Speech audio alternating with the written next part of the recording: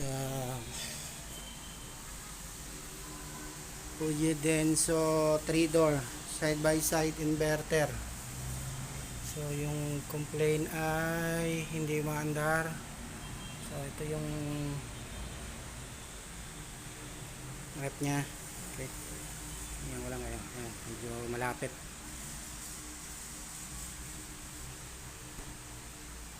Ito yung kabila, freezer side, rep side, freezer side pa rin. Okay, so tingnan na natin kung ano nangyayari. So pinalab ko na.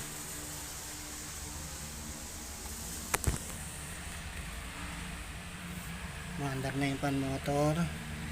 Ayan, maandar na yung compressor.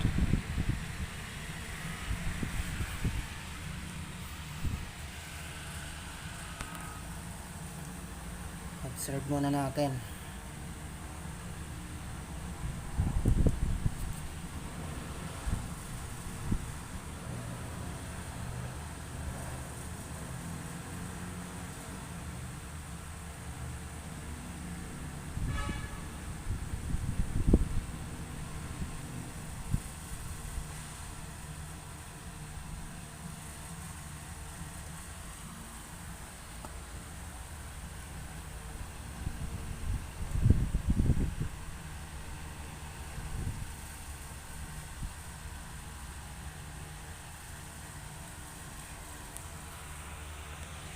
Inverter po itong rep na to.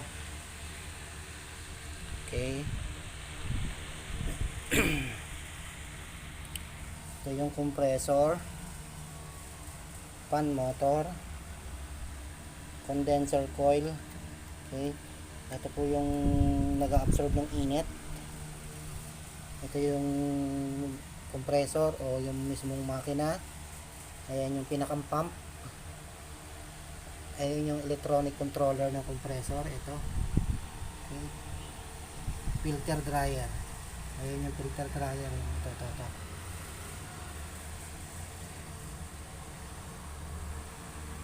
Okay. So far, umiinit ang discharge. Okay naman ang discharge.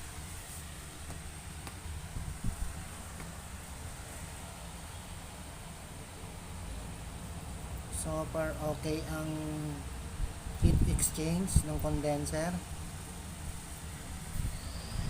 Tingnan natin ngayon yung loob ng freezer.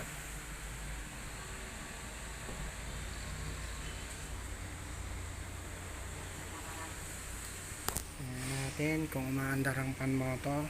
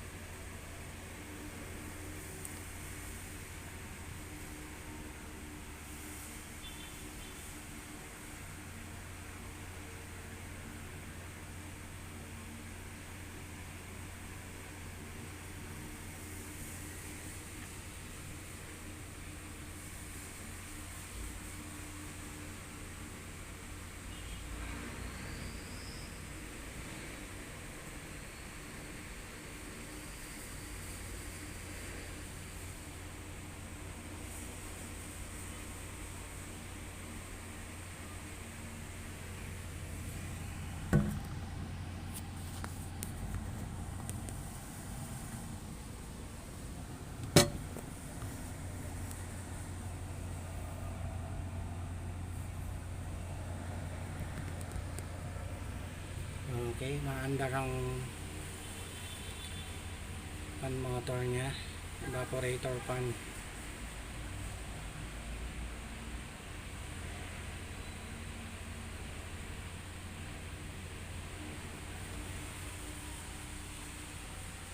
So far so good.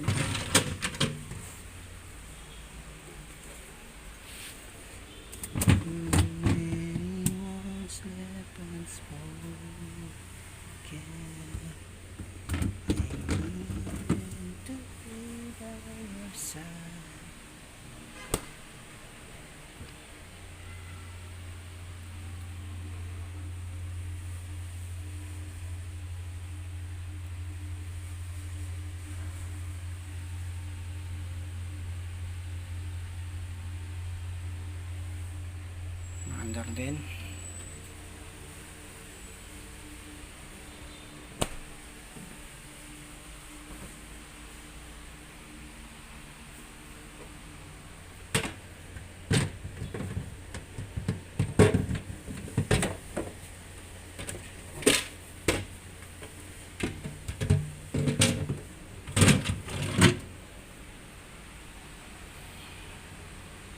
Matagal na stock to ah.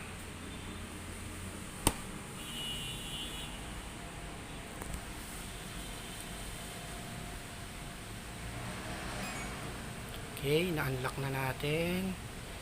Lagyan natin yung temperature ng fridge, freezer.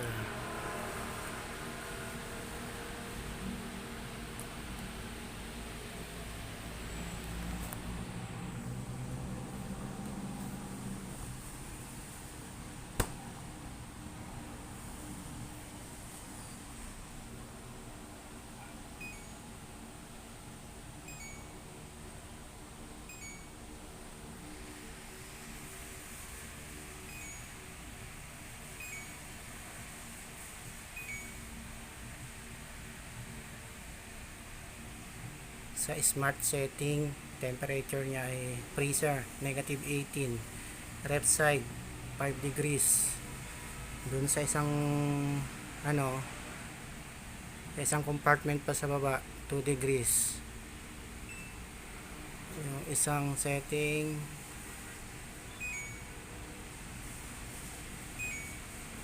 yan, -20, -04 at 2 degrees. So, tingnan muna natin. Okay naman nangyayari. So far naman okay siya. Interviewin natin mamaya yung may-ari kung ano yung specific na complaint niya.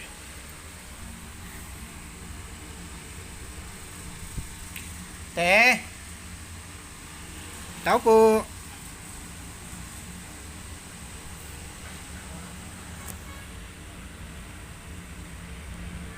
Tawagan mo ulit si sir. May tatanong lang ako kung ano yung specific na complaint niya rito.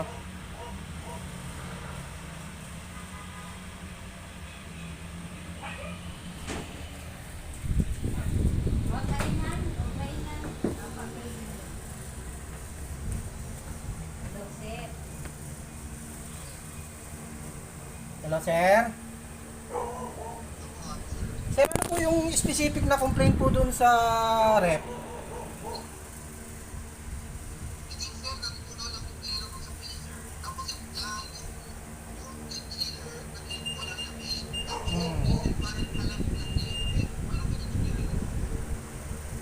Ano ba to sir? Nasubukan niya nang i-unplug tapos nasubukan niya ulit na isaksak sir, hindi pa.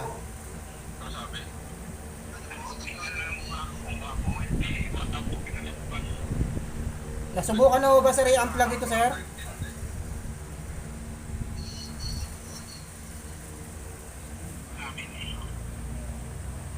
Hello sir?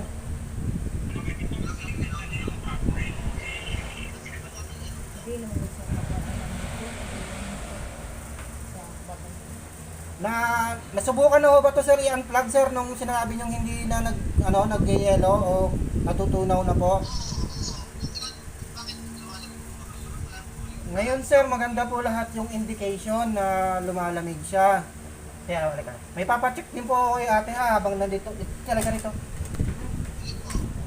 Hindi naman ito nakakakuryente kayo. Hawakan ko muna para maniwala ka. O, ayan. Okay. Ano yan? Hawakan mo, umiinit. Huwag ka magugulat medyo mainit. Mainit, di ba? Nararamdaman mo, sabihin, maandar itong compressor. Kasi umiinit ito. Tapos makikita mo, ito, baka matikit yung kamay mo. Ayan, ito, maandar yan. Maandar yung pan motor. Ha? So, lahat ng indication, maganda. Sir, sa ngayon po, dahil maganda po lahat ng indication, hanggat maaari po, ipa-observe ko po muna ito ng at least mga 24 to 32 hours. Titinan po natin yung lamig. Kasi sa ngayon po, dahil kasasaksak lang, pero lahat po ng indication po ay maganda.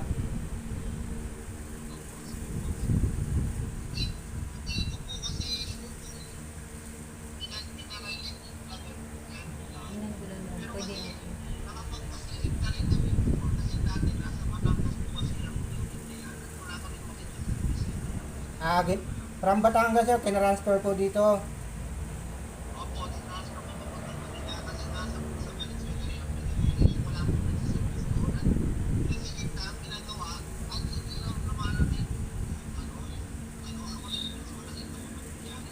Ah,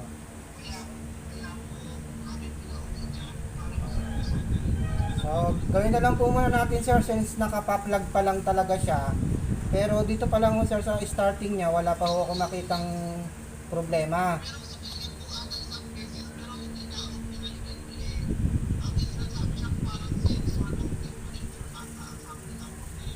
Taga saan po sir? Ang sumilip, nag-check po sa inyo. Service center din po ba?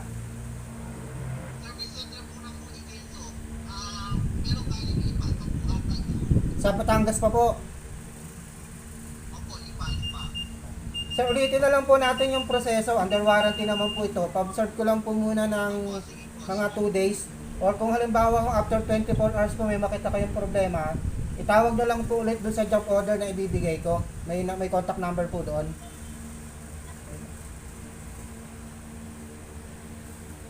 Naputol yata si sir. Ganun na lang tayo, paliwanag mo ha.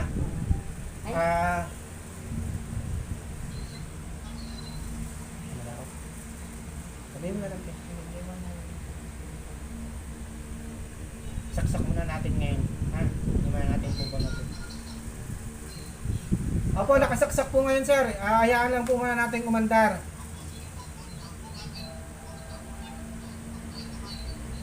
Opo, observe nyo lang po muna sir ng 24 hours. Maliban na lang ako kung may problema na kagad kayo nakita.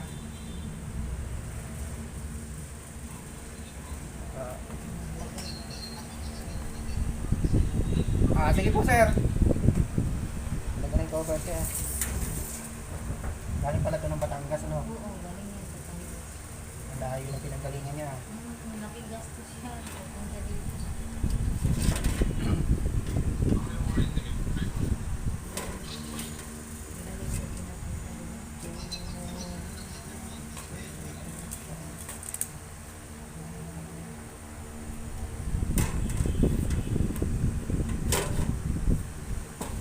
May nag-check na daw taga Batangas pero hindi na bumalik. Baka walang nakitang sira ito. Hindi na ano kayo. Dapat ko observe ko muna ha. Sa ngayon kasi wala akong makita pang problema eh. Dito sa loob. Dito sa loob. Binuksan ko na yan te.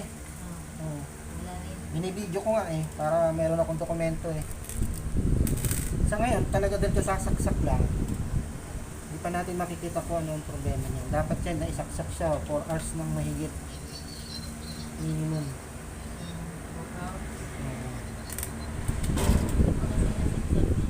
Mula nang dumating. So, Sira daw. nasaksak muna natin. Hindi lang nag-yellow. Katulad noon, hindi siya nag-yellow. Inayos din yan. Preso. Ah, same brand ba yun, te? LG. LG. Okay. Observe muna natin ha. Ilagay mo ng number dito. Meron namang job order na bibigay te. May contact number doon. Ay, nandun na. Dito sa job order na gagawin. Ah, Meron po akong report na iiwan, sir.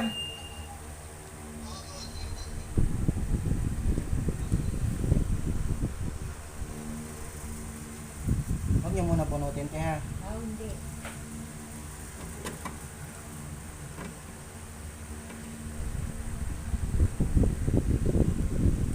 Nagagalang siya.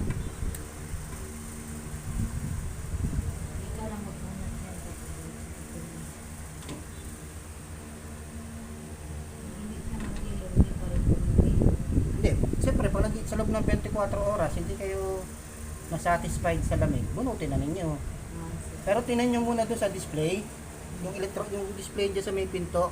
Pag may problema yan, mag-display ng error. Tandaan nyo yung error ha. O, dyan sa may pinto.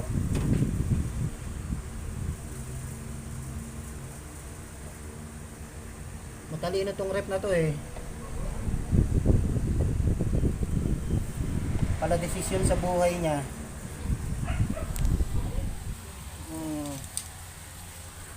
Magdi-display siya ng sarili niyang sira. Ito nga rin.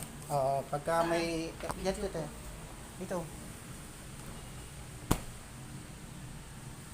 Ayan. Yan, may lalabas niyan kung ano yung letter sa number. Pagka may lumabas na ganon, tandaan mo lang ha. Error. Yung exhibit error no. Halimbawa,